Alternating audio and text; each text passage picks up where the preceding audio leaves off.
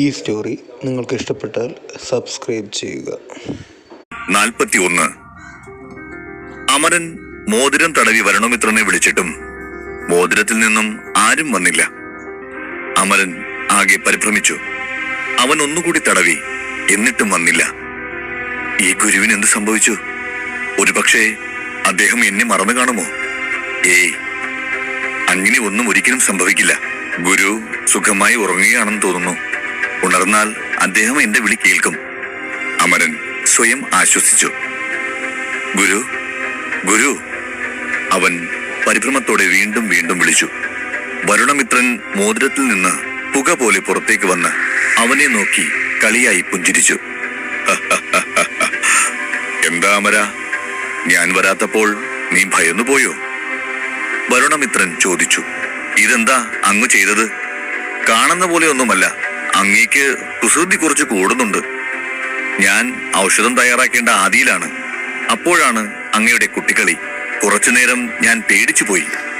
ഞാൻ ഇവിടെ വന്നു അങ്ങയെ വിളിച്ചപ്പോൾ അങ്ങ് വരുന്നതും കാണുന്നില്ല. ഞാനാകെ പരിഭ്രമിച്ചു പോയി. മരുന്ന് സ്വയം തയ്യാറാക്കാൻ എനിക്ക് പേടിയാണ്. അങ്ങയുടെ തമാശക്കളി അവസാനിപ്പിച്ച് എനിക്കൊപ്പം ഔഷധ നിർമ്മാണത്തിൽ ഏർപ്പെടൂ. ശരി, മരുന്ന് തയ്യാറാക്കാൻ വേണ്ട എല്ലാ സജ്ജീകരണങ്ങളും ഞാൻ ചെയ്തിട്ടുണ്ട്. നോക്കൂ, ഇനി എന്ത് ചെയ്യണമെന്ന് പറയൂ ഗുരു. അമരൻ പറഞ്ഞു. അമരൻ ആദ്യമായി മരുന്നുണ്ടാക്കാൻ പോകുന്നതിൽ വളരെ സന്തോഷത്തിലായിരുന്നുവെങ്കിലും ഒരു പരിഭ്രമം അവന്റെ മുഖത്ത് പ്രകടമായിരുന്നു. വരുണമിത്രൻ അവിടെയുള്ള സാധനങ്ങൾ സസൂക്ഷ്മം നോക്കി. പെട്ടിയിലെ പട്ടുതുണി തുറന്ന അമരൻ അതിൽ 2 ദ്വാരങ്ങളുള്ളത് ശ്രദ്ധിച്ചു. അയ്യോ ഗുരു, ഈ പട്ടു നോക്കൂ, ഇതിൽ 2 ദ്വാരങ്ങളുള്ളത് കണ്ടോ? ആ ദേവാംഗന ദൂരമുള്ള പട്ടെനിക്ക് തന്ന് എന്നെ ചതിച്ചോ? അമരൻ ചോദിച്ചു. ഒരിക്കലും അങ്ങനെ വരാൻ വഴിയില്ല അമര. അവൾ നിന്നെ ചതിക്കില്ല. ആ പട്ട് അങ്ങനെ തന്നെ ഉള്ളതാവും. അയ്യോ, ശരിക്കും അങ്ങനെ ആദ്യമേ ദൂരമുള്ള പട്ടുണ്ടാവുമോ? എന്തിനാ അതിന് 2 ദ്വാരം ഗുരു? ഞാൻ അതെന്താണെന്ന് പറയാതെ തന്നെ നിനക്ക് മനസ്സിലായിക്കൊള്ളും. നമുക്ക് ഔഷധം നിർമ്മിക്കാൻ തുടങ്ങാം. ഞാൻ പറയുന്ന മൂലികയിൽ നിന്നും അല്പം ഒരു പാത്രത്തിലെടുക്കൂ. ഈ പട്ടുതുണി അതിന്മേൽ വിരിക്കൂ. വരുണമിത്രൻ പറഞ്ഞു. അമരൻ ഗുരു പറഞ്ഞതുപോലെ തന്നെ ചെയ്തു. ഇനി അദ്ദേഹം എന്താണ് പറയാൻ പോകുന്നതെന്ന് കാത്തിരുന്നു. അമര, ഇതൊരു സാധാരണ പട്ടല്ല. ഇത് പ്രത്യേക തരത്തിലുള്ള ഒരു വിശേഷപ്പെട്ട പട്ടാണ്. ശരി, ഇപ്പോൾ കുമാരന്റെ കൈകൾ അതിലെ ദൂരങ്ങൾക്കിടയിൽ വെക്കുക. എന്നിട്ട് നിങ്ങളുടെ ഊർജം അതിൽ കേന്ദ്രീകരിച്ച് പച്ചമരുന്ന് കത്തിക്കുക. പറഞ്ഞതുപോലെ പ്രവർത്തിക്കൂ അമര. ഗുരു പറയുന്നത് കേട്ട് ആ ദ്വാരങ്ങൾക്ക് മുന്നിലേക്ക് കൈ നീട്ടിവെച്ചു അമരൻ. ഒരു ദീർഘനിശ്വാസം എടുത്ത് അവൻ തന്റെ ശരീരത്തിൽ നിന്ന് ഒരു മഞ്ഞ വെളിച്ചം പുറത്തേക്കെടുത്ത് കൈയിലേക്ക് കൊണ്ടുവന്നു. ആ വെളിച്ചം തിളങ്ങുന്നുണ്ടായിരുന്നു. അവൻ ആശ്ചര്യത്തോടെ ഗുരുദേവനെ നോക്കി. അമര, നീ ചെയ്യുന്നത് ശരിയാണ്. നിന്റെ കയ്യിലുള്ള ഈ മരുന്നിന്റെ ശക്തി വളരെ പ്രധാനമാണ്. അല്പം കൂടി കാത്തിരിക്കൂ, വരുണമിത്രൻ പറഞ്ഞു. സമയം കഴിയുന്തോറും അവന്റെ കയ്യിലെ വെളിച്ചം ശക്തി പ്രാപിക്കുകയും ഊർജം പതുക്കെ പട്ടിന്റെ ദ്വാരത്തിലേക്ക് നീങ്ങുകയും ചെയ്തു. എന്നിട്ട് അതിലൊരു ചെറിയ തീജ്വാല പ്രത്യക്ഷപ്പെടുന്നത് അമരൻ ശ്രദ്ധിച്ചു. ആ കാഴ്ച കണ്ട് അമരൻ ആശ്ചര്യപ്പെട്ടു. തീജ്വാല ഉണ്ടായത് അവന് വിശ്വസിക്കാൻ കഴിഞ്ഞില്ല. അങ്ങനെ തന്നെ അമര, നീ വളരെ പെട്ടെന്ന് പഠിച്ചെടുക്കുന്നുണ്ട്.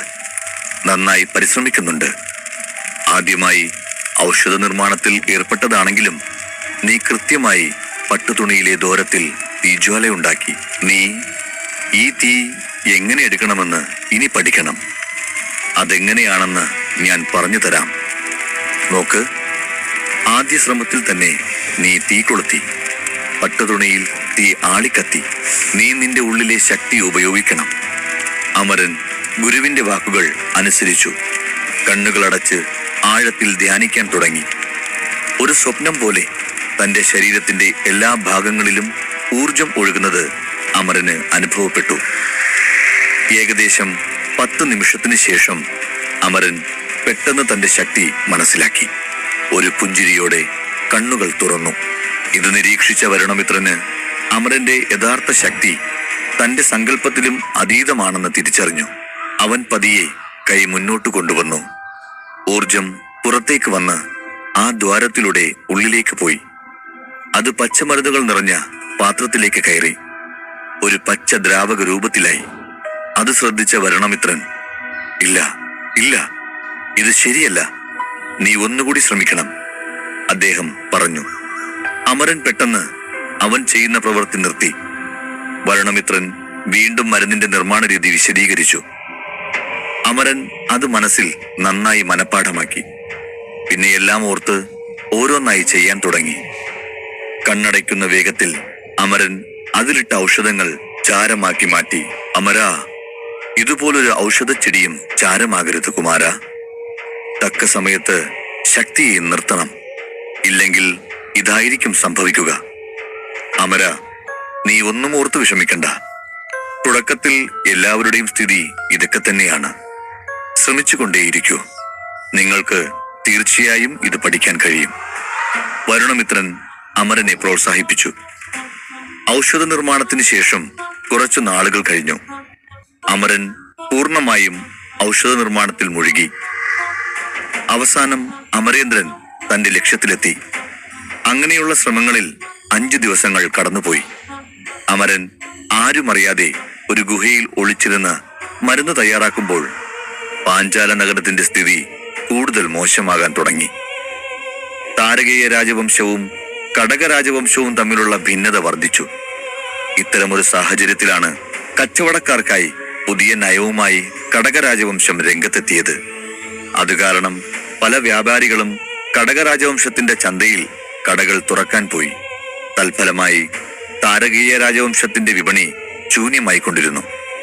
കടകവംശക്കാരുടെ ഈ പുതിയ നയം താരകീയ വംശത്തിന് നഷ്ടമുണ്ടാക്കാൻ ബോധപൂർവം സൃഷ്ടിച്ചതാണെന്ന് താരകീയ രാജവംശത്തിലെ ഓരോ അംഗവും മനസ്സിലാക്കി. താരകീയ കൊട്ടാരത്തിൽ വീണ്ടും ഒരു യോഗം നടന്നു. യോഗത്തിലുണ്ടായിരുന്ന ഒരു കാരണവർ പറഞ്ഞു, ഇനി എനിക്കിത് കൈകാര്യം ചെയ്യാൻ കഴിയില്ല. വെറും 5 ദിവസത്തിനുള്ളിൽ ഞങ്ങളുടെ ലാഭം പകുതിയോളം കുറഞ്ഞു.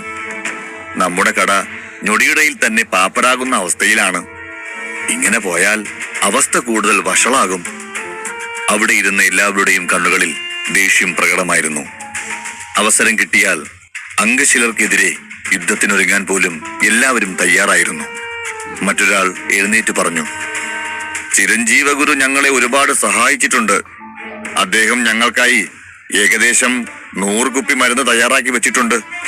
കടക രാജവംശത്തിൽ എത്ര ആയിരം കുപ്പികളുണ്ടെന്ന് നിങ്ങൾക്കറിയാമോ? നമ്മുടെ പക്കലുള്ള മരുന്ന് കുറച്ചു ദിവസത്തേക്ക് മാത്രമേ ഫലപ്രദമാകൂ. അത് പോയാൽ പിന്നെ എന്ത് ചെയ്യുമെന്ന് എനിക്കറിയില്ല. അയാൾ തന്റെ ആശങ്ക പ്രകടിപ്പിച്ചു. മറ്റൊരാൾ എഴുന്നേറ്റ് നിന്ന് പറഞ്ഞു, അദ്ദേഹം പറഞ്ഞത് ശരിയാണ്. എത്ര നാൾ നമുക്ക് ചിരഞ്ജീവ ഗുരുവിനെ ആശ്രയിക്കാൻ സാധിക്കും? ചക്രാനന്ദ ലേലശാലയ്ക്ക് എല്ലാ രാജവംശവും ഒരുപോലെയാണ്. അതിന്റെ അടിസ്ഥാനത്തിലാണ് ഗുരു ചിരഞ്ജീവ നമ്മളെ സഹായിക്കാൻ തയ്യാറായത്. പക്ഷേ ഈ സഹായം എത്രത്തോളം ഗുണത്തിൽ വരുമെന്നത് സംശയമാണ്. എല്ലാവരുടെയും സംസാരം കേട്ട് നിശബ്ദനായിരുന്നു അരുണേന്ദ്രൻ. മുഖത്ത് സങ്കടം പ്രകടമായിരുന്നു. ചിരഞ്ജീവ ഗുരു തയ്യാറാക്കിയ മരുന്നിനേക്കാൾ വളരെ കുറവായിരുന്നു കടകരാജവംശത്തിന്റെ ഔഷധത്തിന്റെ ഫലം എന്ന് അവർക്കറിയാമായിരുന്നു. പക്ഷേ മരുന്നുകളുടെ എണ്ണം കാരണം കടകരാജവംശത്തിന്റെ മരുന്ന് വൻതോതിൽ വിറ്റു. കടകവംശത്തിനുള്ള വൈദ്യനെ പോലെ ഒരു വൈദ്യനെ നമ്മളും ഉടൻ കണ്ടെത്തുമെന്ന് ഞാൻ കരുതുന്നു. അവരെ പോലെ വില കുറഞ്ഞ മരുന്നുണ്ടാക്കിയാൽ മാത്രമേ നമുക്ക് ആ കടകരാജവംശത്തിന്റെ പ്രശ്നങ്ങൾക്ക് മറുപടി നൽകാൻ കഴിയൂ. അതവർക്ക് ശരിയായ മറുപടി നൽകും, അദ്ദേഹം പറഞ്ഞു. ആലോചന യോഗത്തിൽ ജാനകിയും സൂര്യോദയനും മറ്റു യുവതലമുറയിലെ പലരും ഉണ്ടായിരുന്നു. രാജ്യം നേരിടുന്ന പ്രതിസന്ധിക്ക് പരിഹാരം കാണാൻ അവരും ആഗ്രഹിക്കുന്നുണ്ടായിരുന്നു. എന്താണ് ജാനകി, പുതിയ വൈദ്യരാരാണ്? നമ്മുടെ രാജവംശത്തെ രക്ഷിക്കാൻ കഴിയുന്നത്ര വലിയ ആളാണോ? സൂര്യോദയൻ ചോദിച്ചു. അതേ സൂര്യ, വൈദ്യന്മാരാണ് പൊതുവെ ഏറ്റവും ശക്തരായ ആളുകൾ. എല്ലാ വൈദ്യനും അപരാജിതന്റെ സ്ഥാനത്തുള്ളവരാണ്. പക്ഷേ ഇപ്പോൾ നടക്കുന്ന പ്രശ്നം അധികാരവുമായി ബന്ധപ്പെട്ടതല്ല. ഏതോ ഒരു വൈദ്യൻ വില കുറഞ്ഞ മരുന്നുണ്ടാക്കി ആളുകളെ സഹായിക്കുന്നു. അതുകൊണ്ടാണ് സമൂഹത്തിൽ വൈദ്യന്മാരുടെ പദവി കുറഞ്ഞു പോകുന്നത്. ഇതുപോലെയുള്ള മരുന്നുകൊണ്ട് ശക്തരായ ആളുകളുടെ സൗഹൃദവും പിന്തുണയും അത്തരം വൈദ്യന്മാർ എളുപ്പത്തിൽ നേടുന്നുണ്ട്. അതുകൊണ്ട് തന്നെ അവർ മുഖാമുഖം വന്നാൽ അവരെ നേരിടാൻ ബുദ്ധിമുട്ടാണ്. ജാനകിയുടെ സംസാരം കേട്ട് സൂര്യോദയൻ കണ്ണു തുറന്ന് സങ്കല്പിക്കാൻ തുടങ്ങി. അവൻ യുദ്ധക്കളത്തിന്റെ നടുവിൽ നിൽക്കുന്നു. നാനാഭാഗത്തു നിന്നും യോദ്ധാക്കൾ ചുറ്റപ്പെട്ടു. ഉയരമുള്ള ഉഗ്രരൂപികളായ യോദ്ധാക്കൾ അവനെ വളഞ്ഞു. അവരെ കണ്ടതും സൂര്യോദയന്റെ മുഖത്ത് ഭയം പടർന്നു. പെട്ടെന്ന് സങ്കല്പിക്കുന്നത് അവൻ നിർത്തി. ഞാനൊരു വലിയ വൈദ്യനായാൽ ഒരുപാട് പോരാളികൾ എന്നെയും സംരക്ഷിക്കുമല്ലേ ജാനകി? സൂര്യോദയൻ ചോദിച്ചു. അവൾ ഉടനെ പുഞ്ചിരിച്ചുകൊണ്ട് പറഞ്ഞു, സഹോദരന്റെ സ്വപ്നത്തിൽ പോലും അതൊരിക്കലും സംഭവിക്കില്ല. അവിടുന്ന് ഒരു വൈദ്യനാവണമെങ്കിൽ അതിനായി കഠിനാധ്വാനം ചെയ്യുക. നിങ്ങളെപ്പോലെ ആയിരക്കണക്കിന് ആളുകൾ വൈദ്യനാവാൻ ശ്രമിക്കുന്നു. എന്നാൽ അവരിൽ ചിലരൊഴികെ ആരും വൈദ്യനാകുന്നില്ല. അപ്പോൾ നമ്മുടെ രാജവംശത്തെ ഈ പ്രതിസന്ധിയിൽ നിന്നും ആർക്കും രക്ഷിക്കാൻ കഴിയില്ലേ? സൂര്യോദയൻ ചോദിച്ചു. അവന്റെ ചോദ്യം ശ്രവിച്ച ജാനകി കണ്ണുകൾ അടച്ച് മനസ്സിൽ ഒരു രക്ഷകനെ സങ്കല്പിച്ചു. അപ്പോൾ പെട്ടെന്ന് അവൾക്കൊരു ഭാവന തോന്നി. അവളുടെ ഭാവനയിൽ കറുത്ത വസ്ത്രം ധരിച്ച ഒരു വൈദ്യനെ കണ്ടു. വൈദ്യനെ സൂക്ഷിച്ചു നോക്കി. ആ മുഖം എവിടെയോ കണ്ടതുപോലെ തോന്നി. തനിക്കിഷ്ടമില്ലാത്ത അമരന്റെ മുഖമായിരുന്നു ആ വൈദ്യന്. ഉടനെ അവളും ഭാവന നിർത്തി കണ്ണുകൾ തുറന്നു സ്വബോധത്തിലേക്ക് തിരിച്ചു വന്നു. ഞാനെന്തിനാ അമരനെ ഇപ്പോ ആലോചിക്കുന്നത്? അവനെ ഇനി വൈദ്യനായും കാണണോ? അവൾ സ്വയം പിറുപിറുത്തു. അവൾ അമരനെ മനസ്സിൽ ശപിച്ചുകൊണ്ട് സമ്മേളന അറയുടെ ജാലകത്തിലേക്ക് നോക്കി. രാജസദസ്സിന്റെ മൂലയിൽ ജനാലകൾക്കരികിൽ പച്ച വസ്ത്രം ധരിച്ച് മാധുരി ഇരിക്കുന്നുണ്ടായിരുന്നു. അവൾ ഒരു തടിച്ച പുസ്തകം വായിച്ചു കൊണ്ടിരുന്നു. ഓരോ താളും വേഗത്തിൽ വായിച്ച് മറുപുറം മറിച്ചു. മാധുരി പുസ്തക വായനക്കിടയിലും ഇടയ്ക്കിടെ രാജസദസ്സിലെ നിർദ്ദേശങ്ങൾ ശ്രദ്ധിക്കുന്നുണ്ട്. മാധുരിയെ കണ്ട മാത്രയിൽ ജാനകി ചിന്തിച്ചു, മാധുരി വളരെ നല്ല പെൺകുട്ടിയാണ്. പക്ഷേ അവൾക്ക് അമരനെ പോലെയുള്ള ഒരു ആൺകുട്ടിയുമായി കൂട്ടുകൂടാൻ സാധിക്കുന്നത് എങ്ങനെയാണ്? എന്തുകൊണ്ടാണ് അവൾ അമരനെ ഇത്രയധികം ഇഷ്ടപ്പെടുന്നതെന്ന് എനിക്ക് മനസ്സിലാകുന്നില്ല. നല്ല ബുദ്ധിയും അറിവും ഉള്ളവളായിരുന്നിട്ട് കൂടി മാധുരിക്ക് അമരനെ പോലൊരു സുഹൃത്തിനെ തിരഞ്ഞെടുത്തതിൽ തെറ്റ് പറ്റിയിട്ടുണ്ട്. ഇങ്ങനെ ഓരോന്നോർത്തിരുന്നു ജാനകി. എന്നാൽ അതേസമയം ചുറ്റും നടക്കുന്നതൊന്നും വകവയ്ക്കാതെ മാധുരി പുസ്തകം വായിച്ചു കൊണ്ടിരുന്നു. അതേസമയം ഉപദേശക സമിതിയിൽ നടക്കുന്ന ചർച്ചകൾ അവൾക്കും നന്നായി അറിയാമായിരുന്നു. അവൾ 10 വർഷത്തിലേറെയായി താരകീയ രാജവംശത്തിലെ ഒരു അംഗത്തെ പോലെ ആയിട്ട്. മാധുരിക്ക് രാജവംശത്തോട് അങ്ങേയറ്റം അടുപ്പമുണ്ടായിരുന്നു. രാജസദസ്സിൽ ഇരുന്ന് എല്ലാവരും ഗൗരവമായ ചർച്ചയിൽ ഏർപ്പെട്ടിരുന്നു. അപ്പോഴാണ് ഒരു ഭൃത്യൻ ഓടിവന്ന് അരുണേന്ദ്രനോട് പറഞ്ഞത്, മഹാരാജാവേ, അങ്ങയെ കാണാൻ ഒരാൾ വന്നിരിക്കുന്നു. കറുത്ത തുണി കൊണ്ടയാൾ ദേഹമാകെ പുതച്ചിരിക്കുന്നു. കണ്ട കാഴ്ചയിൽ ഒരു വൈദ്യരെ പോലെ തോന്നുന്നു. അങ്ങയെ ഉടൻ മുഖം കാണിക്കണമെന്ന് പറഞ്ഞു. പ്രവേശന കവാടത്തിൽ കാത്തിരിക്കുന്നുണ്ട് അദ്ദേഹം. കാവൽക്കാരൻ തന്റെ സംസാരം പൂർത്തിയാക്കുന്നതിന് മുമ്പ് അരുണേന്ദ്രൻ ഉടൻ പറഞ്ഞു, വേഗം അദ്ദേഹത്തെ കൊട്ടാരത്തിലേക്ക് സ്വീകരിച്ചാനയിക്കൂ. കാവൽക്കാരൻ അതിഥിയെ കൂട്ടിക്കൊണ്ടുവരാൻ പ്രവേശന വാതിലിനടുത്തേക്ക് പോയി. ഭൃത്യൻ പോയ ഉടനെ അരുണേന്ദ്രൻ സന്തോഷത്തോടെ എല്ലാവരെയും നോക്കി പുഞ്ചിരിച്ചു. മഹാരാജാവിന്റെ സന്തോഷം കണ്ട് എല്ലാവരും ഒന്ന് ഞെട്ടി. ഈ സന്തോഷത്തിന്റെ കാരണം ആർക്കെങ്കിലും അറിയുമോ എന്നറിയാൻ അവർ പരസ്പരം നോക്കി. എല്ലാവരുടെയും മുഖത്ത് ഒരു ചോദ്യചിഹ്നമുണ്ടായിരുന്നു. അതിനിടയിൽ സമ്മേളന അറയുടെ വാതിലിൽ നിന്ന് ഒരു വൃദ്ധന്റെ ശബ്ദം കേട്ടു. താരകേയ രാജവംശത്തിന്റെ നേതാവിനെ ഞാൻ ആദ്യം വണങ്ങുന്നു. കറുത്ത വസ്ത്രധാരി 2 കൈകളും ഉയർത്തി ബഹുമാനത്തോടെ വണങ്ങി അകത്തേക്ക് പ്രവേശിച്ചു. 42 പാഞ്ചാല രാജ്യം കടുത്ത പ്രതിസന്ധിയിലാണ്. അതിനൊരു പരിഹാരത്തിനായുള്ള ആലോചനായോഗം കൊട്ടാര സദസ്സിൽ നടന്നുകൊണ്ടിരിക്കുകയാണ്.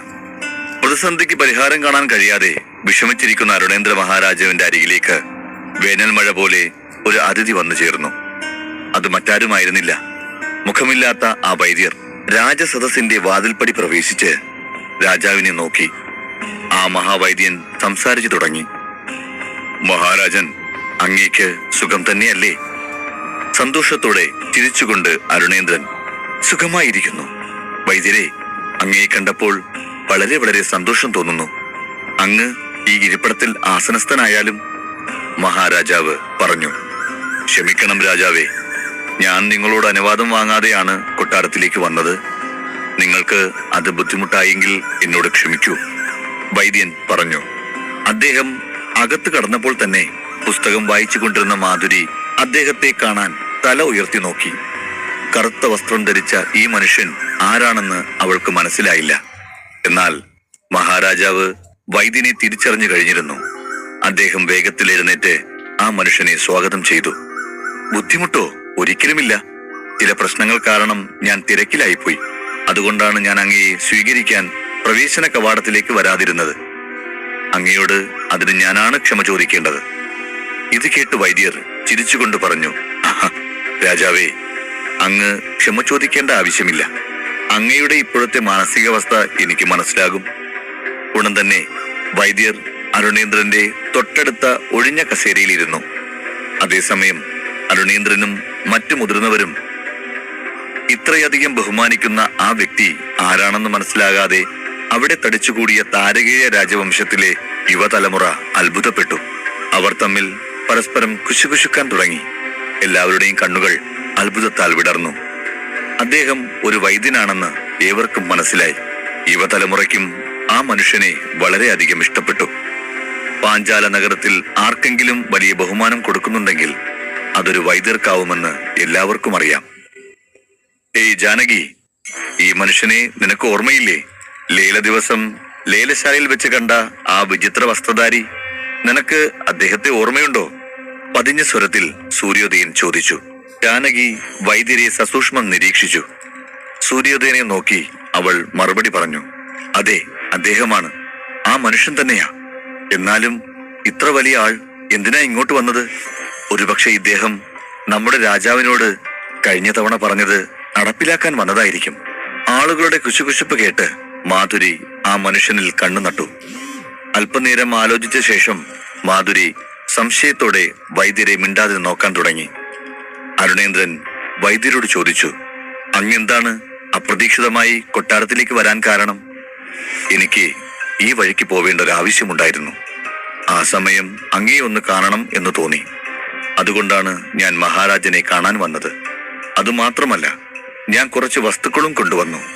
നിങ്ങൾക്കുള്ള കുറച്ച് മരുന്ന് കുപ്പികൾ. ഇത് നിങ്ങൾക്ക് ഈ അവസരത്തിൽ വളരെ ഉപകാരപ്പെടുമെന്ന് ഞാൻ കരുതുന്നു. വരണമിത്രൻ അമരന്റെ ശബ്ദമെന്ന പോലെ പറഞ്ഞു. അതേസമയം രാജധാനിയിൽ ആരെയോ തിരഞ്ഞ് അരുണേന്ദ്രന്റെ കണ്ണുകൾ. അദ്ദേഹം മാധുരിയെ നോക്കി ചോദിച്ചു, മാധുരി പുത്രി, നീ അമരനെ കണ്ടിരുന്നോ?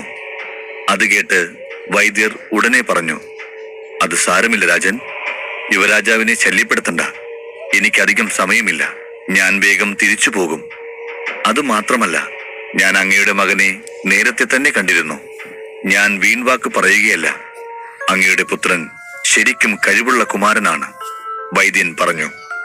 പുതുതായി വന്ന അതിഥി അമരന്റെ മഹത്വത്തെക്കുറിച്ച് പറയുന്നത് കേട്ട് അവിടെ ഇരിക്കുന്ന മിക്കവർക്കും അസൂയ തോന്നി തുടങ്ങി. കാരണം യുവതലമുറയിലെ ഭൂരിഭാഗം ആളുകളും അമരനെ തങ്ങളുടെ എതിരാളിയായി കണ്ടിരുന്നു. വൈദ്യർ അമരനെ കുറിച്ച് പറഞ്ഞത് സൂര്യനും ഇഷ്ടപ്പെട്ടില്ല.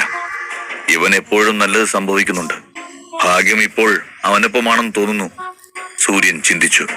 വൈദ്യരുടെ വായിൽ നിന്നും പുത്രനെ കുറിച്ചുള്ള പ്രശംസ നിറഞ്ഞ വാക്കുകൾ കേട്ട് അരുണേന്ദ്രന്റെ മുഖത്ത് ഒരു പുഞ്ചിരി വിടർന്നു. അദ്ദേഹത്തിന്റെ കണ്ണുകളിൽ പുത്രൻ നിമിത്തമുള്ള അഭിമാനം നിറഞ്ഞു. രാജാവേ, താങ്കളുടെ രാജവംശം ഇപ്പോൾ ഒരു വിഷമകരമായ സാഹചര്യം അഭിമുഖീകരിക്കുന്നു എന്ന് ഞാൻ കേട്ടു. അത് സത്യമാണോ? വൈദ്യർ ആരാഞ്ഞു. ഈ ചോദ്യം ചോദിച്ചപ്പോൾ അരുണേന്ദ്രന്റെ പുഞ്ചിരി ഉടനെ അപ്രത്യക്ഷമായി. അയാൾ സങ്കടത്തോടെ തലയാട്ടി.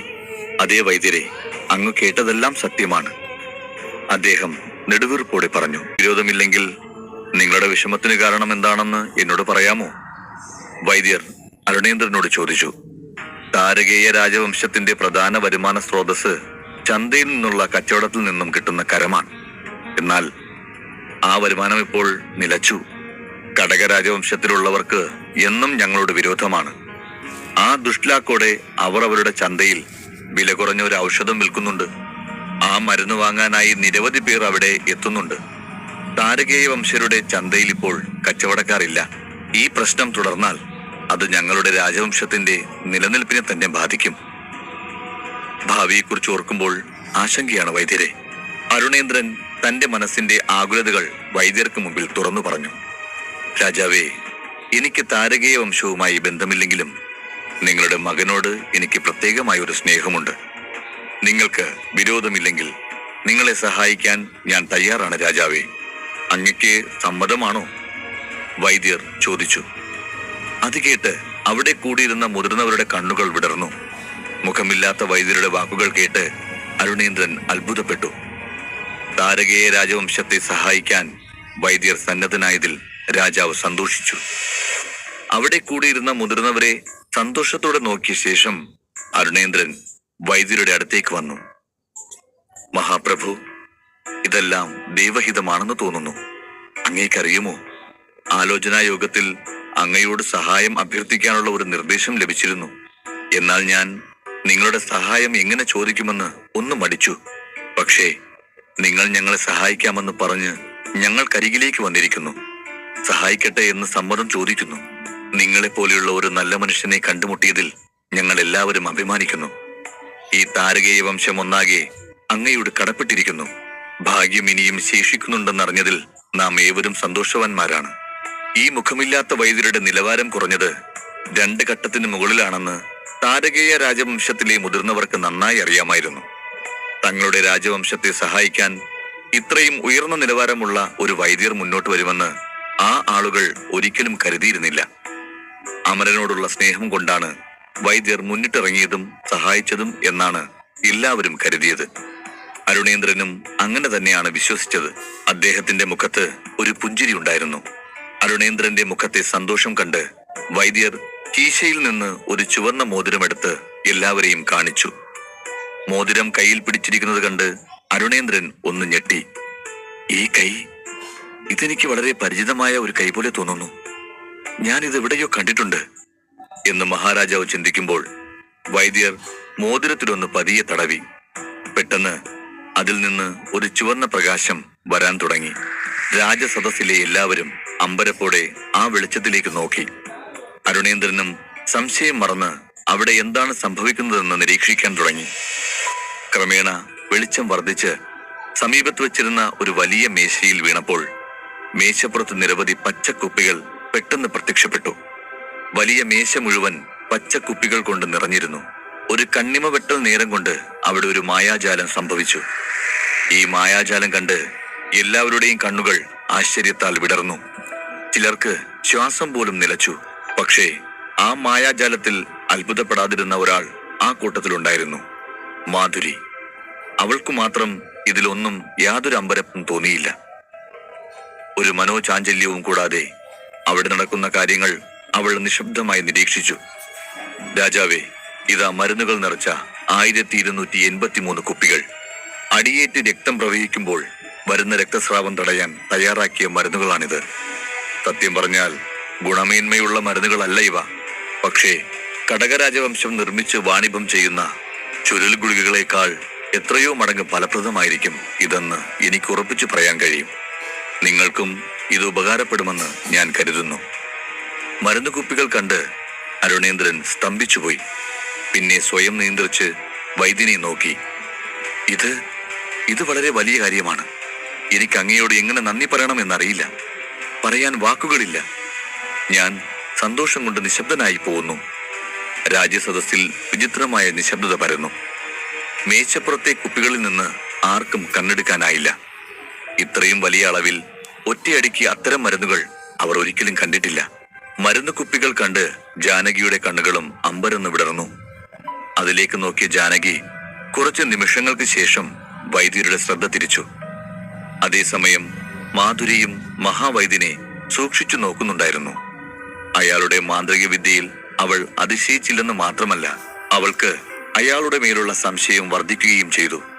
പക്ഷേ ഒന്നും പിടികിട്ടാത്തതിനാൽ അവൾ വീണ്ടും തന്റെ പുസ്തകം വായിക്കാൻ തുടങ്ങി. അരുണേന്ദ്രൻ ചിരിച്ചുകൊണ്ട് വൈദ്യരെ നോക്കി. രാജാവിന്റെ കണ്ണുകളിൽ വൈദ്യരോടുള്ള ബഹുമാനം പല മടങ്ങ് വർദ്ധിച്ചു. സത്യസന്ധമായി പറഞ്ഞാൽ നഷ്ടപ്പെട്ട ശക്തി വീണ്ടെടുക്കാൻ ഈ മരുന്നുകൾ ഞങ്ങൾക്ക് ശരിക്കും ആവശ്യമാണ്. അങ്ങ് കൃത്യസമയത്ത് നിങ്ങൾ ഞങ്ങളുടെ സഹായത്തിനെത്തിയിരിക്കുന്നു. നിങ്ങൾക്ക് എല്ലായ്പ്പോഴും എന്റെ ഹൃദയത്തിൽ ഒരു പ്രത്യേക സ്ഥാനമുണ്ടായിരിക്കും. ഈ താരകേയ രാജവംശത്തിന്റെ പേരിൽ ഞാൻ ആത്മാർത്ഥമായി നന്ദി പറയുന്നു. പക്ഷേ രാജാവ് എന്തോ അർത്ഥോക്തിയിൽ നിർത്തി. അദ്ദേഹം എന്തോ പറയാൻ മടിച്ചു നിൽക്കുന്നത് കണ്ടപ്പോൾ വൈദ്യർ അദ്ദേഹം എന്താണ് പറയാൻ പോകുന്നതെന്ന് ആകാംക്ഷയോടെ കാത്തിരുന്നു. ഇതെല്ലാം വെറുതെ സ്വീകരിക്കാൻ ഞാൻ ആഗ്രഹിക്കുന്നില്ല. ഈ മരുന്ന് വിൽക്കുന്നതിൽ നിന്നും കിട്ടുന്ന ലാഭത്തിൽ 90% ലാഭം വൈദ്യർ എടുക്കണം. ഞങ്ങൾക്ക് 10% ലാഭം മാത്രം മതി. ഞാൻ എപ്പോഴും തത്വങ്ങൾക്ക് കീഴിലാണ് ജീവിക്കുന്നത്. 10% ഞങ്ങൾക്ക് തരുന്നതിൽ നിങ്ങൾക്ക് ബുദ്ധിമുട്ടുണ്ടെങ്കിൽ അതും പറയാവുന്നതാണ്. സത്യസന്ധമായ നിങ്ങളുടെ അഭിപ്രായം പറയൂ. എന്താണ് നിങ്ങളുടെ അഭിപ്രായം? അരുണേന്ദ്രൻ ചോദിച്ചു. ഈ സമയം ചിന്തയിൽ മുഴുകിയ വൈദ്യരെ കണ്ട അരുണേന്ദ്രന്റെ നെറ്റിയിൽ ചുളിവുകൾ വീണു. എന്നാൽ വൈദ്യർ ഉറക്കെ ചിരിച്ചുകൊണ്ട് പറഞ്ഞു, നിങ്ങൾ വളരെ ഉദാരമനസ്കത കാണിക്കുന്നു. പക്ഷേ ഞാൻ അതിനോടൊട്ടും യോജിക്കുന്നില്ല. നിങ്ങൾ പറയുന്നത് പോലെ ചെയ്യാൻ ഞാൻ ആഗ്രഹിക്കുന്നില്ല. എനിക്കും ചില തത്വങ്ങളുണ്ട്. തത്വങ്ങൾക്കനുസൃതമായി ജീവിക്കാൻ ഞാനും ബാധ്യസ്ഥനാണ്. ഈ മരുന്നുകൾ ഉണ്ടാക്കുന്നത് വളരെ പ്രയാസമേറിയ കാര്യമാണെന്ന് ഞാൻ സമ്മതിക്കുന്നു. പക്ഷേ ഇത് വിൽക്കുന്നതും ഒരുപോലെ കഠിനാധ്വാനമാണ്. അതിനാൽ ലാഭം പകുതിയായി വിഭജിക്കാം. ഇത് കേട്ട് അവിടെ ഉണ്ടായിരുന്നവരെല്ലാം അമ്പരന്നു. കേട്ടത് സത്യമാണോ അതോ വെറും സ്വപ്നമാണോ എന്ന് അരുണേന്ദ്രന് പോലും വിശ്വസിക്കാനായില്ല. അദ്ദേഹം പറഞ്ഞത് ഞാൻ ശരിയായ രീതിയിൽ തന്നെയല്ലേ കേട്ടത്? തനിക്ക് 50% ഓഹരി മതിയെന്ന് അദ്ദേഹം പറയുന്നു. എന്തുകൊണ്ടാണ് അദ്ദേഹം നമ്മുടെ കുടുംബാംഗങ്ങളോട് ഇത്ര ദയ കാണിക്കുന്നത്? വൈദ്യരുടെ സ്നേഹത്തിൽ ഞാൻ വളരെ സന്തുഷ്ടനാണ്, മഹാരാജാവ് ചിന്തിച്ചു. മഹാരാജൻ, നിങ്ങൾ ഇത് സമ്മതിക്കുകയാണെങ്കിൽ നമുക്കൊരു കരാറുണ്ടാക്കാം. ഇല്ലെങ്കിൽ വേണ്ട, വൈദ്യർ പറഞ്ഞു. എല്ലാവരും സന്തോഷത്തോടെ പരസ്പരം നോക്കി.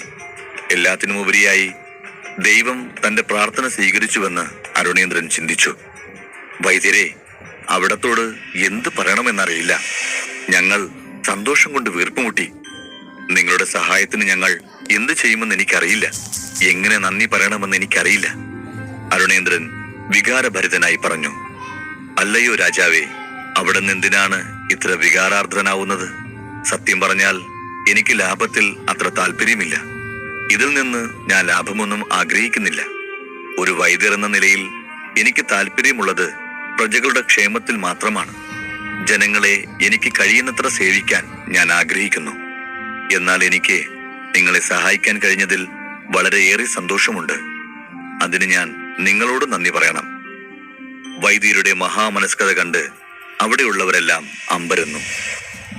അധ്യായം 43.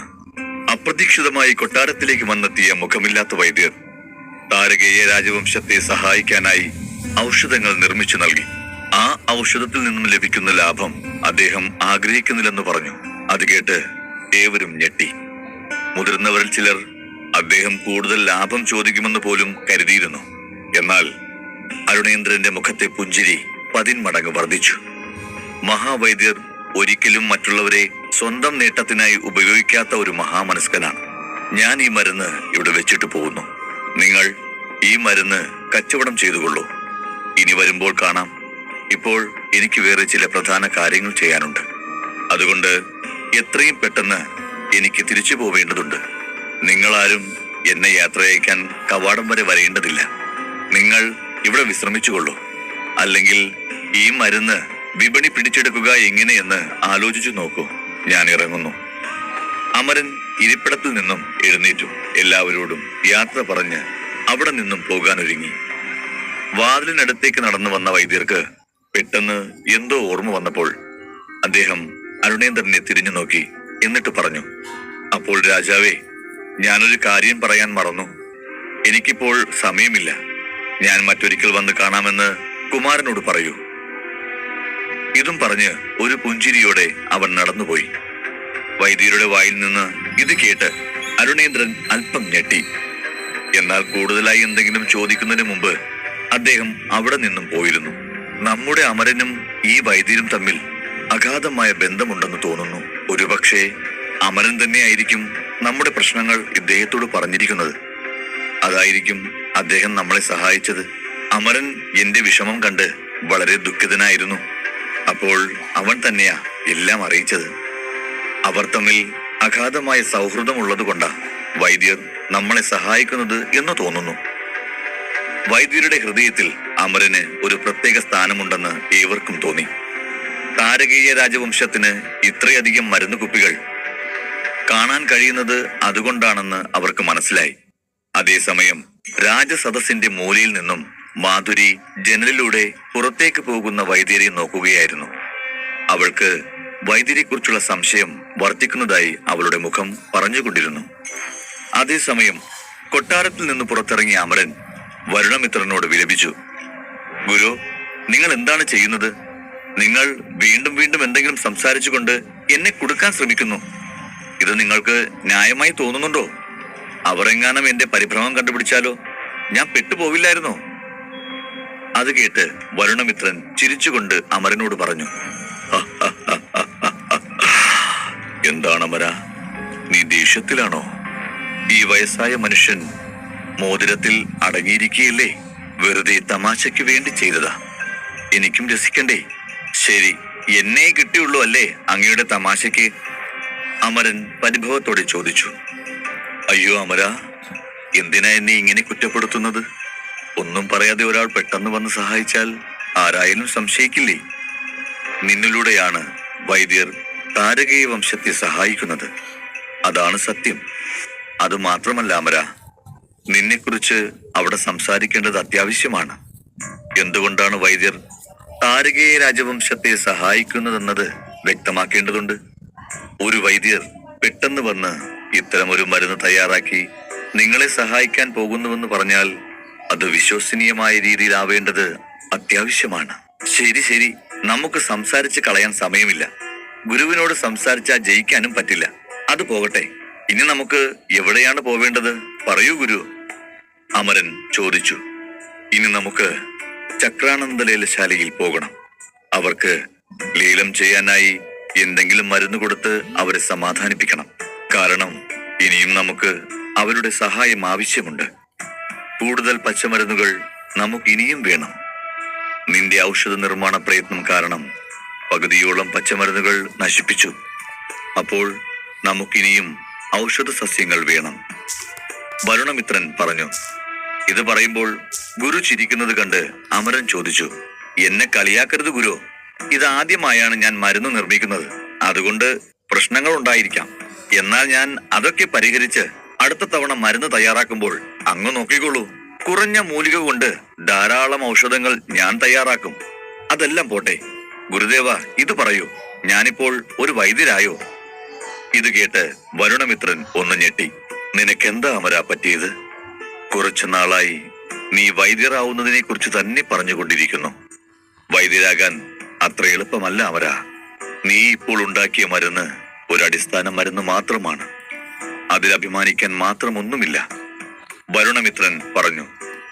ഗുരുവിന്റെ മറുപടി കേട്ട് അമരൻ അല്പം നിരാശനായി.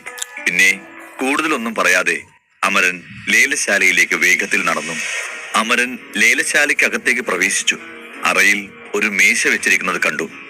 അതിനടുത്ത് ചെന്ന് ആ മേശമേൽ ഒരു പച്ച മരപ്പെട്ടി വെച്ചു. ആ മരപ്പെട്ടിയിൽ നിന്നും ആകർഷണീയമായ ഒരു സുഗന്ധം അറയാകെ പടർന്നു. അവിടെയുള്ള ഏവരുടെയും ശ്രദ്ധ സുഗന്ധം മൂലം ആ പെട്ടിക്കരികിലേക്ക് ക്ഷണിക്കപ്പെട്ടു. ദേവാംഗന മേശമേൽ വെച്ച മരപ്പെട്ടിയും അതിനടുത്തായി കറുത്ത വസ്ത്രം ധരിച്ച ആളും നിൽക്കുന്നത് ശ്രദ്ധിച്ചു. അവൾ മഹാവൈദ്യൻ ചിരഞ്ജീവ ഗുരുവിനോടൊപ്പം മേശയുടെ അടുത്തേക്ക് വന്നു. അവർ പുഞ്ചിരിച്ചുകൊണ്ട് നടന്നു വരുന്നത് അമരൻ ശ്രദ്ധിച്ചു. പച്ച മരപ്പെട്ടി കാരണമാണ് ഇരുവരുടെയും മുഖത്ത് ഒരു പുഞ്ചിരി വിടർന്നതെന്ന് അമരനും അറിയാമായിരുന്നു. അവർ സന്തോഷിക്കുന്നത് കണ്ട അമരൻ മനസ്സിലോർത്തു. ഞാൻ അമൃതധാരാപാനീയം കൊണ്ടുവന്നിട്ടുണ്ടെന്ന് കരുതി രണ്ടുപേരും സന്തോഷത്തോടെ വരികയാണ്. എന്നാൽ ഇതിൽ ചില ചേരുവകൾ കുറവുണ്ടെന്നറിഞ്ഞാൽ ഇവരുടെ ചിരിമായും. അമരൻ കൊണ്ടുവന്ന അമൃതധാരാപാനീയത്തിന് കഴിഞ്ഞ തവണത്തേക്കാൾ കാര്യക്ഷമത കുറവായിരുന്നു ഇത്തവണ. കാരണം ഔഷധം നിർമ്മിക്കുമ്പോൾ സാമഗ്രികളുടെ കുറവുണ്ടായിട്ടും വരുണമിത്രൻ ഔഷധം ഉണ്ടാക്കുന്നത് തുടർന്നു. എങ്കിലും ഇതറിയാതെ ചിരഞ്ജീവ ഗുരുവും തങ്ങളുടെ ലാഭത്തിനായി ഒരിക്കൽ കൂടി അമൃതധാരാപാനീയം കൊണ്ടുവന്നതിൽ സന്തോഷിച്ചു. ഔഷധഭരണികൾ തുറന്ന് വാസനിച്ച ശേഷം ചിരഞ്ജീവ ഗുരു വൈദ്യരോട് പറഞ്ഞു, സത്യം പറഞ്ഞാൽ നിങ്ങളെപ്പോലൊരു വൈദ്യരെ ഞാൻ കണ്ടിട്ടില്ല. താങ്കളുടെ കഴിവ് പ്രശംസനീയമാണ്. ഞാൻ ആത്മാർത്ഥമായി പറയുന്നു, നിങ്ങൾ തയ്യാറാക്കിയ ഈ അമൃതധാരാ പാനീയം ഇതിനോട് കിടപിടിക്കുന്ന മറ്റൊരു ഔഷധം ഉണ്ടാക്കാൻ ഈ ഹിമവാഹിനിയിൽ മറ്റൊരു വൈദ്യനുണ്ടാവില്ല. ചിരഞ്ജീവ ഗുരുവിന്റെ പ്രശംസ കേട്ട് അമരൻ ചിരിക്കാൻ തുടങ്ങി. എന്നാൽ വരുണമിത്രന്റെ ശബ്ദം കൊണ്ട് അമരന് സ്ഥലകാല ബോധമുണ്ടാക്കി. ഉടൻ തന്നെ ചിരി നിർത്തി അമരൻ വൈദ്യരുടെ സ്വഭാവത്തിലേക്ക് ശ്രദ്ധ തിരിച്ചു. ദയവ് ചെയ്ത് ഈ പാനീയം നന്നായി സൂക്ഷിച്ചുപയോഗിച്ചോളൂ. ഞാനിത് വളരെ ബുദ്ധിമുട്ടിയാണ് തയ്യാറാക്കുന്നത്. നിങ്ങൾ എന്നെ ഒരുപാട് സഹായിച്ചു. അതിന് എന്തെങ്കിലും തരത്തിൽ നന്ദി പറയണമെന്ന് ഞാൻ ആഗ്രഹിച്ചു. ഇത് നിങ്ങൾക്കായി തയ്യാറാക്കിയതാണ്. മുഖമില്ലാത്ത വൈദ്യരുടെ ശബ്ദത്തിൽ വരുണമിത്രൻ പറഞ്ഞു. ഇത് കേട്ട് ദേവാംഗന പുഞ്ചിരിച്ചുകൊണ്ട് പറഞ്ഞു, നിങ്ങൾ ഞങ്ങളുടെ ചക്രാനന്ദലേലശാലയിലെ ഒരു അതിഥി മാത്രമല്ല, ഞങ്ങളുടെ ഒരു പ്രത്യേക സുഹൃത്തു കൂടിയാണ്. സുഹൃത്തുക്കളെ നന്ദി മാത്രം പറഞ്ഞയക്കാറില്ല. അവർക്ക് വേണ്ട പരിഗണന ഈ ചക്രാനന്ദലേലശാല നൽകാറുണ്ട്. ഇത് കേട്ട് വരുണമിത്രൻ ഒന്നും മിണ്ടിയില്ല. കാരണം അവളുടെ ഭംഗിവാക്കുകൾ വിശ്വസിക്കാൻ പറ്റുന്നതല്ലെന്ന് അദ്ദേഹത്തിന് നന്നായി അറിയാമായിരുന്നു. ആ വാക്കുകളിൽ എന്തെങ്കിലും സത്യമുണ്ടെങ്കിൽ ചക്രാനന്ദ ലേലക്കാർ അവരുടെ സുഹൃത്തുക്കളെ പരിപാലിച്ച് ഇപ്പോൾ തന്നെ ദരിദ്രരായനെ. അമരൻ ഒരു കടലാസ് എടുത്ത് ദേവാംഗനയെ ഏൽപ്പിച്ചു. അവൾ പുഞ്ചിരിച്ചുകൊണ്ട് ആ കടലാസ് ചിരഞ്ജീവ ഗുരുവിന് കൊടുത്തു. ആ സമയം ലേലാറയാകെ വരുണമിത്രന്റെ ശബ്ദം മുഴങ്ങി. അവിടുന്ന് ഇപ്പോൾ പറഞ്ഞത് സത്യമാണെങ്കിൽ ഞങ്ങളെ വീണ്ടും ഒന്ന് സഹായിക്കണം. ഈ കടലാസിലെ പട്ടികയിലുള്ള മൂലികകൾ കൂടെ എനിക്ക് ശേഖരിച്ചു നൽകണം. ഇത് കേട്ട് ദേവാംഗന വൈദ്യനെ നോക്കി ചിരിച്ചുകൊണ്ട് ഒരു വേലക്കാരിയെ വിളിപ്പിച്ചു. ആ കടലാസ് അവളുടെ കയ്യിൽ കൊടുത്ത് സാധനങ്ങൾ വേഗം കൊണ്ടുവരാൻ പറഞ്ഞയച്ചു. വേലക്കാരി പോയതിനു ശേഷം അവൾ തിരികെ വരുന്നത് വരെ അവർ മൂവരും കുറച്ചുനേരം സംസാരിച്ചു. സമയം കഴിയുന്തോറും അമരന്റെ ക്ഷമ നശിച്ചു തുടങ്ങിയിരുന്നു. അപ്പോൾ വരുണമിത്രൻ ദേവാംഗനയോട് ചോദിച്ചു, ദേവാംഗന, ഞാൻ നിങ്ങളോട് ഒരു ചോദ്യം ചോദിക്കട്ടെ? വൈദ്യർക്ക് തന്നോട് സംസാരിക്കാൻ താല്പര്യമുണ്ടെന്ന് മനസ്സിലാക്കിയ ദേവാംഗന സന്തോഷത്തോട് പറഞ്ഞു, അയ്യോ അതിനെന്താ, എന്താണെങ്കിലും എന്നോട് ചോദിക്കൂ വൈദ്യരെ. കടകശംജരും ഔഷധമുണ്ടാക്കാൻ നിങ്ങളുടെ ലേലശാലയിൽ നിന്ന് തന്നെയല്ലേ മൂലികകൾ വാങ്ങുന്നത്? വരുണമിത്രന്റെ ചോദ്യം കേട്ടയുടനെ അവളുടെ മുഖത്തെ ചിരി മാഞ്ഞു. എന്തു മറുപടി പറയണമെന്നറിയാതെ അവൾ ചിരഞ്ജീവ ഗുരുവിനെ തിരിഞ്ഞു നോക്കി. അവളുടെ ഹൃദയമിടിപ്പ് കൂടാൻ തുടങ്ങി. അവളുടെ മാനസികാവസ്ഥ മനസ്സിലാക്കിയ ചിരഞ്ജീവ ഗുരു ആ ചോദ്യത്തിന് മറുപടി പറഞ്ഞു, അതെ, അവരും ഇവിടെ നിന്ന് ഔഷധം നിർമ്മിക്കാൻ ആവശ്യമായ മൂലികകൾ വാങ്ങുന്നു. കുറച്ചു ദിവസങ്ങൾക്ക് മുമ്പ് പോലും അവർ ഏകദേശം 1,00,000 സ്വർണ്ണ നാണയങ്ങൾക്ക് മൂലികകൾ വാങ്ങിയിരുന്നു, ഔഷധം നിർമ്മിക്കാനായി. ഈ കാര്യം എന്തിനാ ചോദിക്കുന്നത്? ചിരഞ്ജീവ ഗുരു സംശയത്തോടെ ചോദിച്ചു. വരുണമിത്രൻ മറുപടി ഒന്നും പറഞ്ഞില്ല. അവന്റെ പെട്ടെന്നുള്ള നിശബ്ദത കണ്ടിട്ട് ദേവാംഗന ഒന്ന് പരിഭ്രമിച്ചു. മുഖമില്ലാത്ത വൈദ്യർ താരകീയ വംശത്തെ സഹായിക്കാൻ ശ്രമിക്കുന്നുണ്ടെന്ന് അവൾക്ക് ഇതിനകം നന്നായി അറിയാമായിരുന്നു. അതിനാൽ കടകരാജവംശത്തെ സഹായിച്ചതിന് അവരോട് അല്പം ദേഷ്യം തോന്നിയേക്കാമെന്ന് അവൾ സംശയിച്ചു. അവിടെ നിശബ്ദത അനുഭവപ്പെട്ടപ്പോൾ ദേവാംഗന ഉള്ളിൽ അല്പം അസ്വസ്ഥയായി. വരുണമിത്രൻ കുറച്ച് നിമിഷങ്ങൾക്ക് ശേഷം മൗനം വെടിഞ്ഞ് വീണ്ടും സംസാരിച്ചു തുടങ്ങി. അവസാനം നമ്മൾ കണ്ടുമുട്ടിയപ്പോൾ ഞാൻ നിങ്ങളിൽ നിന്ന് ധാരാളം ഔഷധ സസ്യങ്ങൾ വാങ്ങിയത് എന്തുകൊണ്ടാണെന്ന് നിങ്ങൾക്കറിയാമോ? കടകരാജവംശം പുതിയൊരു മരുന്ന് വിൽക്കാൻ തുടങ്ങി. കുറഞ്ഞ വിലയ്ക്ക് അവർ മരുന്ന് വിറ്റു.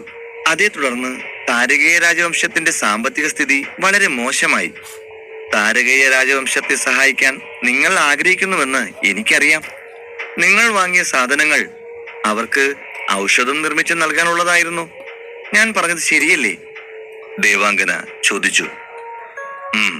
ഇങ്ങോട്ട് വരുന്നതിന് മുൻപ് ഞാൻ നേരെ താരകേയ കൊട്ടാരത്തിൽ പോയിരുന്നു. ഞാൻ തയ്യാറാക്കി വെച്ച മരുന്ന് അവർക്ക് കൊടുക്കാൻ 2-3 ദിവസത്തിനുള്ളിൽ 2 രാജവംശങ്ങൾ തമ്മിൽ ഒരു ഔഷധ യുദ്ധം പാഞ്ചാല നഗരത്തിൽ നടക്കും, വൈദ്യർ പറഞ്ഞു. അത് കേട്ട് ദേവാംഗന എന്ത് പറയണമെന്നറിയാതെ ഒന്നും മിണ്ടാതെയിരുന്നു. അവളുടെ മൗനം കണ്ട് വരുണമിത്രൻ സംസാരം തുടർന്നു. ഞാൻ നിങ്ങളുടെ വിശിഷ്ടാതിഥിയാണെന്ന് നിങ്ങൾ പറഞ്ഞല്ലോ. അത് സത്യമാണെങ്കിൽ ഞാൻ നിങ്ങളോട് ഒരു കാര്യം ചോദിക്കട്ടെ? ചോദിക്കൂ. എന്തും എപ്പോൾ വേണമെങ്കിലും ചോദിക്കാനുള്ള എല്ലാ അവകാശവും നിങ്ങൾക്കുണ്ട്, ദേവാംഗന പറഞ്ഞു. സാധാരണ മരുന്നിന് ധാരാളം ഔഷധ സസ്യങ്ങൾ ആവശ്യമാണ്. എനിക്കറിയാവുന്നിടത്തോളം പാഞ്ചാല നഗരത്തിലെ ഒരേ ഒരു ലേലശാലയാണ് ഈ ചക്രാനന്ദ ലേലശാല. അതിന്റെ പ്രഭാവം വളരെ പ്രധാനമാണ്. എനിക്ക് ചോദിക്കാനുള്ളത് ഒന്നേ ഉള്ളൂ. ഇനി മുതൽ നിങ്ങളുടെ ലേലശാലയിൽ നിന്നുള്ള ഔഷധോൽപ്പന്നങ്ങൾ ആ കടകവംശർക്ക് മാത്രം വിതരണം ചെയ്യരുത്, അദ്ദേഹം പറഞ്ഞു. വരുണമിത്രന്റെ വാക്കുകൾ കേട്ട് ദേവാംഗനയും ചിരഞ്ജീവ ഗുരുവും ഒരുപോലെ ഞെട്ടി. അതേസമയം അമരനും ഞെട്ടി. നിമിഷങ്ങൾക്കകം തന്നെ അമരന് യാഥാർത്ഥ്യം ബോധ്യമായി. ഗുരുദേവ, നിങ്ങൾ ശരിക്കും വളരെ നല്ലവനാണ്. നിങ്ങൾ എനിക്ക് വേണ്ടിയാണ് ഇതെല്ലാം ചെയ്യുന്നത്. 2 മാസത്തിനുള്ളിൽ ഞാനും ഗുരുദേവനും പരിശീലനത്തിനായി വിദേശത്ത് പോകും. അതുകൊണ്ടാണ് ഈ പ്രശ്നങ്ങൾ പരിഹരിച്ച് സമാധാനത്തോടെ പോകണമെന്ന് നിങ്ങൾ ചിന്തിക്കുന്നത്. അതിനാണ് നിങ്ങൾ ഇതെല്ലാം ചെയ്യുന്നത്. സത്യമായി നിങ്ങൾ ഒരു വലിയ ഗുരുവാണ്. അമരൻ ചിന്തിച്ചു. തന്റെ ഗുരുവായി വരുണമിത്രനെ ലഭിച്ചതിൽ അമരൻ മനസ്സ് നിറഞ്ഞു സന്തോഷിച്ചു. 44 അപ്രതീക്ഷിതമായി കടകവംശജർക്ക് മൂലികകൾ നൽകുന്നത് നിർത്തലാക്കണമെന്ന് മുഖമില്ലാത്ത വൈദ്യർ പറഞ്ഞു. വൈദ്യരുടെ വാക്കുകൾ കേട്ട് ദേവാംഗനയുടെ മുഖം വിളറി. അവൾ മടിച്ചു പറഞ്ഞു, നോക്കൂ വൈദ്യരെ, ഇവിടെ ലേലം ചെയ്യുന്നതിന് ചില നിയമങ്ങളുണ്ട്, ചില തത്വങ്ങളുണ്ട്. ആർക്കൊപ്പവും ഏകപക്ഷീയമായി നിൽക്കാറില്ല ചക്രാനന്ദ ലേലശാല. നിങ്ങൾ പറയുന്നത് കേട്ട് കനകരാജവംശത്തിന് പച്ചമരുന്നുകൾ നൽകുന്നത് നിർത്തുക എന്നത് സാധ്യമല്ല. അവരെ എതിർത്ത് ഞങ്ങൾ താരകീയ വംശത്തെ പിന്തുണയ്ക്കുന്നത് പോലെയാകും. അത്തരത്തിലുള്ള ഏകപക്ഷീയമായ പിന്തുണ നൽകുന്ന രീതിയൊന്നും ഈ ലേലശാല ഇന്നേ വരെ പിന്തുടർന്നിട്ടില്ല, ദേവാംഗന പറഞ്ഞു. ശരി, അങ്ങനെയാണെങ്കിൽ നമുക്ക് തമ്മിൽ ഒരു ഉടമ്പടി ഉണ്ടാക്കാം. നിങ്ങൾ എനിക്ക് വേണ്ടി മാത്രം ഇത് ചെയ്താൽ ഞാൻ നിങ്ങൾക്ക് 2 അമൃതധാരാപാനീയം സൗജന്യമായി നൽകാം, അദ്ദേഹം പറഞ്ഞു. അത് കേട്ട് ദേവാംഗന ഒന്നു ഞെട്ടി. പക്ഷേ ഞെട്ടൽ പുറത്തു കാണിക്കാതെ അവൾ സംസാരിച്ചു തുടങ്ങി. വൈദ്യരെ, ഞാൻ പറയുന്നത് താങ്കൾക്ക് മനസ്സിലാകുന്നില്ല എന്ന് തോന്നുന്നു. ഇത് ലാഭനഷ്ടത്തിന്റെ പ്രശ്നമല്ല. ഇവിടെ ലേലം വിളിക്കേണ്ട രീതിക്ക് ചില തത്വങ്ങളും നിയമങ്ങളും ഉണ്ട്. എന്ത് ലാഭത്തിന്റെ പേരിലാണെങ്കിലും ഈ നിയമങ്ങൾ മാറ്റി നിർത്തി ഒന്നും തന്നെ ചെയ്യാൻ സാധിക്കില്ല. നിങ്ങൾ ദയവ് ചെയ്ത് ഞങ്ങളോട് ക്ഷമിക്കണം, അവൾ പറഞ്ഞു. ശരി, എങ്കിൽ 3 അമൃതധാരാഭരണികൾ നൽകാം. 3 അമൃതധാരാഭരണികളോ? അത്ഭുതത്തോടു കൂടി ദേവാംഗന ചോദിച്ചു. വൈദ്യർ പറഞ്ഞത് കേട്ട് അവളുടെ കണ്ണുകൾ ചെറുതായി വിടർന്നു. അവൾ ചിരഞ്ജീവ ഗുരുവിനെ തിരിഞ്ഞു നോക്കി. 3 അമൃതധാരാഭരണികൾ കുറഞ്ഞത് 50,000 സ്വർണ്ണ നാണയങ്ങൾക്ക് വിൽക്കാമെന്ന് അവൾക്ക് നന്നായി അറിയാമായിരുന്നു. അവളുടെ മുഖത്ത് പ്രകടമായ മാറ്റങ്ങൾ കണ്ട വരുണമിത്രൻ പെട്ടെന്ന് പറഞ്ഞു, 5 അമൃതധാരാഭരണികൾ. ഇത് കേട്ട ദേവാംഗനയുടെ ശബ്ദം തന്നെ നിലച്ചുപോയി. ഒരു ദീർഘനിശ്വാസം എടുത്ത് ദേവാംഗന പുഞ്ചിരിച്ചുകൊണ്ട് പറഞ്ഞു, ഓ നിർത്തൂ, മതി വൈദ്യരെ, മതി. എന്റെ ഹൃദയത്തിന് ഇനി കേൾക്കുന്നത് താങ്ങാനാവുമെന്ന് തോന്നുന്നില്ല. എനിക്ക് സംസാരിക്കാൻ ഇനി വാക്കുകളില്ല. നിങ്ങളോട് സംസാരിച്ച് ആർക്കും ജയിക്കാൻ കഴിയില്ലെന്ന് തോന്നുന്നു. ഞാനൊരു സമർത്ഥയായ ലേലക്കാരിയാണ് എന്നായിരുന്നു എന്റെ ധാരണ. ആരെയും സംസാരിച്ച് എന്റെ വഴിക്കാക്കാൻ സാധിക്കുമെന്ന് കരുതിയിരുന്നു ഞാൻ. എന്നാൽ നിങ്ങൾ അതെല്ലാം മാറ്റി. ഇപ്പോൾ ഞാൻ നിങ്ങളോട് പറയുന്നു വൈദ്യരെ, ഈ നിമിഷം മുതൽ ചക്രാനന്ദ ലേലശാലയിൽ നിന്ന് ഒരു സാധനം പോലും കടകരാജവംശത്തിന് നൽകില്ല. ഈ ദേവാംഗന നൽകുന്ന വാഗ്ദാനമാണിത്. അത് കേട്ട് വരുണമിത്രൻ ചെറുപുഞ്ചിരിയോടെ ചോദിച്ചു, അപ്പോൾ നിങ്ങളുടെ ലേലശാലയിലെ നിയമങ്ങൾ? അതൊന്നും മറ്റാർക്കും അറിയില്ല. അവർ അറിയേണ്ട ആവശ്യവുമില്ല. എനിക്കറിയാവുന്നതുപോലെ മറ്റാർക്കും നിയമവശങ്ങളൊന്നും അറിയുകയുമില്ല. ഈ ലേലശാലയുടെ ഉടമ ഞാനാണ്. നിയമങ്ങൾ ഞാൻ എഴുതിയിട്ടുണ്ട്, അവൾ ആവേശത്തോടെ പറഞ്ഞു. ദേവാംഗന, നിങ്ങൾ എന്നെ സഹായിച്ചു, എനിക്കതു മതി. ഞാൻ വാക്കു പറഞ്ഞ പ്രകാരം നിങ്ങളെയും സഹായിക്കും. 1 മാസത്തിനുള്ളിൽ ഞാൻ പറഞ്ഞതുപോലെ അമൃതധാരാപാനീയം കൊണ്ടുവരും. എന്നാൽ അതിനു മുമ്പ് നിങ്ങൾ എനിക്ക് തന്ന വാക്കും പാലിക്കണം, വൈദ്യർ പറഞ്ഞു. വിഷമിക്കേണ്ട വൈദ്യരെ, ആരെയൊക്കെ സഹായിക്കണം, ആരെയൊക്കെ അവഗണിക്കണമെന്ന് നമ്മുടെ ലേലശാലയ്ക്ക് നന്നായി അറിയാം. ഞാനെല്ലാം ശ്രദ്ധയോടെ കൈകാര്യം ചെയ്തോളാം. ധൈര്യമായി നിങ്ങൾ പൊയ്ക്കോളൂ. പറഞ്ഞ വാക്ക് പാലിക്കാതിരിക്കുന്ന പതിവ് ഈ ദേവാംഗനയ്ക്കില്ല, അവൾ ആത്മവിശ്വാസത്തോടെ പറഞ്ഞു. ദേവാംഗന വർഷങ്ങളോളമായി ഈ ലേലശാല നടത്താൻ തുടങ്ങിയിട്ട്. വസ്തുക്കളുടെ വിലയും ഗുണനിലവാരവും മനസ്സിലാക്കാനുള്ള കഴിവും അവൾക്കുണ്ടായിരുന്നു. ലാഭത്തെ അവൾ കൂടുതൽ ഇഷ്ടപ്പെട്ടു. കടകരാജവംശത്തിന് ധാരാളം ഉൽപ്പന്നങ്ങൾ വിൽക്കുന്നതിനേക്കാൾ ലാഭകരമാണ് അമൃതധാരാ പാനീയത്തിൽ നിന്നും കിട്ടുന്ന ലാഭമെന്ന് ദേവാംഗനയ്ക്ക് നന്നായി അറിയാമായിരുന്നു. അതിനാൽ അവളുടെ പുതിയ തീരുമാനത്തിൽ അവൾ വളരെയേറെ സന്തോഷിച്ചു. ദേവാംഗനയുമായി കാര്യങ്ങൾ പറഞ്ഞു തീരുമാനിച്ചുറപ്പിച്ച ശേഷം ചക്രാനന്ദ ലേലശാലയിൽ നിന്നും അമരൻ യാത്ര പറഞ്ഞിറങ്ങി. അവൻ പോയുടനെ ദേവാംഗന തന്റെ അടുത്ത് വെച്ചിരിക്കുന്ന പച്ചമരുന്നുകൾ നോക്കി പുഞ്ചിരിച്ചു. ഈ വൈദ്യർ ഒരു മഹാസംഭവമാണ്. നിങ്ങൾ ഒരു അത്ഭുത വ്യക്തിയാണ്. സാധാരണ ഞാനാണ് വാചാലത കൊണ്ട് ആളുകളെ കീഴടക്കി എന്റെ തീരുമാനങ്ങളെ നടപ്പിലാക്കാറുള്ളത്. എന്നാൽ നിങ്ങൾ ആ എന്നെ തന്നെ നിങ്ങളുടെ വരുതിയിലേക്ക് കൊണ്ടുവന്നു. അതും പറഞ്ഞ് ആനന്ദത്തിൽ ഉച്ചത്തിൽ ശബ്ദമുണ്ടാക്കി. അവളുടെ സന്തോഷം കണ്ട് ചിരഞ്ജീവ ഗുരു നെറ്റിയിൽ തലോടിക്കൊണ്ട് പറഞ്ഞു, ദൈവമേ, 5 അമൃതധാരാ പാനീയങ്ങൾ! അദ്ദേഹം ശരിക്കും ഒരു മഹാനായ വൈദ്യരാണ്. എനിക്കത് ഇതിനകം തന്നെ നന്നായി മനസ്സിലായി. സത്യം പറഞ്ഞാൽ നിന്റെ സ്ഥാനത്ത് ഞാനായിരുന്നെങ്കിൽ ഞാൻ 3 അമൃതധാരാ ഭരണികൾ സൗജന്യമായി തരാമെന്ന് പറഞ്ഞപ്പോൾ തന്നെ അവർ പറഞ്ഞത് സമ്മതിച്ചേനെ. പക്ഷേ നീ അത് 5 ഭരണികളായി ഉയർത്തുന്നത് വരെ അവരുടെ പ്രലോഭനത്തിൽ വീണില്ല. ഇത് ശരിക്കും അഭിനന്ദനാർഹമാണ് ദേവാംഗന. അഭിമാനത്തോടു കൂടി ചിരഞ്ജീവ ഗുരു പറഞ്ഞു. ഗുരു, സത്യം പറഞ്ഞാൽ 3 ഭരണികൾ പറഞ്ഞപ്പോൾ തന്നെ ഞാനും അവർ പറഞ്ഞ കാര്യം അംഗീകരിക്കാൻ തയ്യാറായിരുന്നു. എന്നാൽ അത് കേട്ട് ഞാൻ പെട്ടെന്ന് എന്താണ് പറയേണ്ടതെന്ന് അറിയാതെ നിന്നുപോയി. ഒന്നും മിണ്ടാൻ വാക്കുകളില്ല. എന്നാൽ ഞാൻ ഒന്നും പറയാത്തതിനാൽ അവർ നിരസിക്കുമെന്ന് ഞാൻ കരുതി. പക്ഷേ സ്വപ്നത്തിൽ പോലും വൈദ്യർ എനിക്ക് 2 അമൃതധാരാ ഭരണികൾ കൂടി തരുമെന്ന് ഞാൻ പ്രതീക്ഷിച്ചിരുന്നില്ല, ദേവാംഗന പറഞ്ഞു. ഇരുവരും പരസ്പരം നോക്കി പുഞ്ചിരിച്ചു. എന്ത് സംഭവിച്ചാലും അത് നല്ലതിന് തന്നെയാണെന്ന് ഞാൻ വിശ്വസിക്കുന്നു. നിങ്ങൾ ആശ്ചര്യപ്പെടില്ലെങ്കിൽ ഞാൻ നിന്നോട് ഒരു കാര്യം പറയാം ദേവ. ഈ അമൃതധാരാ പാനീയം നമ്മുടെ ലേലശാലയ്ക്ക് ഏകദേശം 4 ലക്ഷം സ്വർണ്ണ നാണയങ്ങൾക്ക് വരെ വിൽക്കാൻ കഴിയും, ഗുരു പറഞ്ഞു. അത് ശരിയാണ് ഗുരു. കടകരാജവംശത്തിന് എന്ത് സംഭവിക്കുമെന്ന് ചിന്തിക്കാൻ പ്രയാസമാണ്. അതേസമയം അവളുടെ മനസ്സിൽ മറ്റൊരു സംശയം ഉയർന്നു. മുഖമില്ലാത്ത ഈ വൈദ്യന് താരകീയ വംശത്തോട് ഇത്രയധികം താല്പര്യമുള്ളത് എന്തുകൊണ്ടാണെന്ന് എനിക്ക് മനസ്സിലാകുന്നില്ല. എന്തിനാണ് ഇവരെ ഇത്രയധികം സഹായിക്കുന്നത്? നമുക്ക് 5 അമൃതധാരാ ഭരണികൾ വരെ സൗജന്യമായി നൽകാൻ മാത്രം എന്ത് ബന്ധമാണ് ഈ വൈദ്യർക്ക് അരുണേന്ദ്ര രാജാവുമായി ഉള്ളത്? ഇത് ആർക്കു വേണ്ടിയാണ്? 5 അമൃതധാരാ ഭരണികൾ നിസ്സാര കാര്യമല്ല. എന്തിനാണ് അവർ ആർക്കെങ്കിലും വേണ്ടി ഇത് ചെയ്യുന്നത്? അവൾ ചിന്തിച്ചു. അവളുടെ മുഖത്തെ ആശയക്കുഴപ്പം ചിരഞ്ജീവ ഗുരു ശ്രദ്ധിച്ചു. നിന്റെ ആശയക്കുഴപ്പത്തിന് കാരണം എന്താണെന്ന് എനിക്കറിയില്ല. പക്ഷേ ഒരു കാര്യം, അദ്ദേഹം എപ്പോൾ എന്ത് ചെയ്യുമെന്ന് ആർക്കും അറിയില്ല. അതുമാത്രമാണ് സത്യം.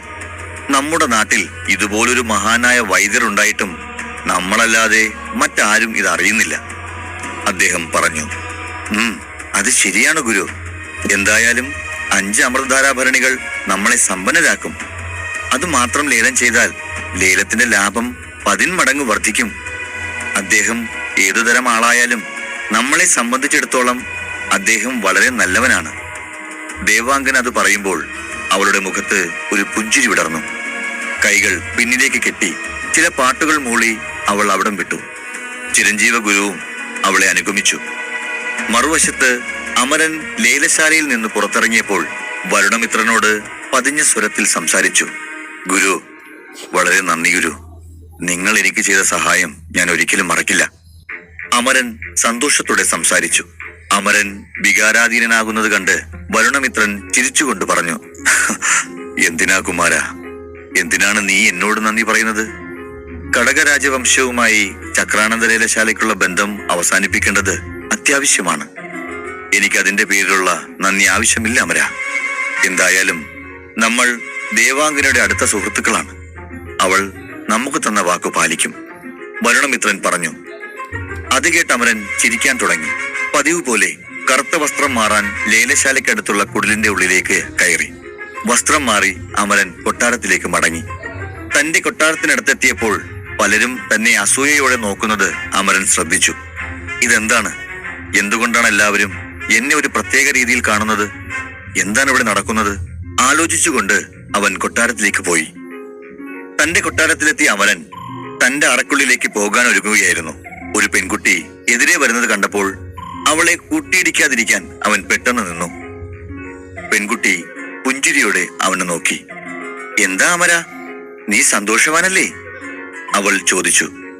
ചുവന്ന വസ്ത്രം ധരിച്ച ആ പെൺകുട്ടിയെ കണ്ടപ്പോൾ അമരന്റെ ഹൃദയമുടിപ്പ് കൂടി. ആ പെൺകുട്ടി മറ്റാരുമല്ല, തരങ്കിണിയായിരുന്നു. അമരനെ കണ്ടപ്പോൾ അവൾക്ക് സന്തോഷമായി. എന്നാൽ പരിഭ്രമം നിയന്ത്രിച്ച് അമരൻ രൂക്ഷമായ സ്വരത്തിൽ ചോദിച്ചു, നിനക്കെന്താ വേണ്ടത്? അമരന്റെ സംസാരം കേട്ട് അവൾ അല്പം വിഷമിച്ചു.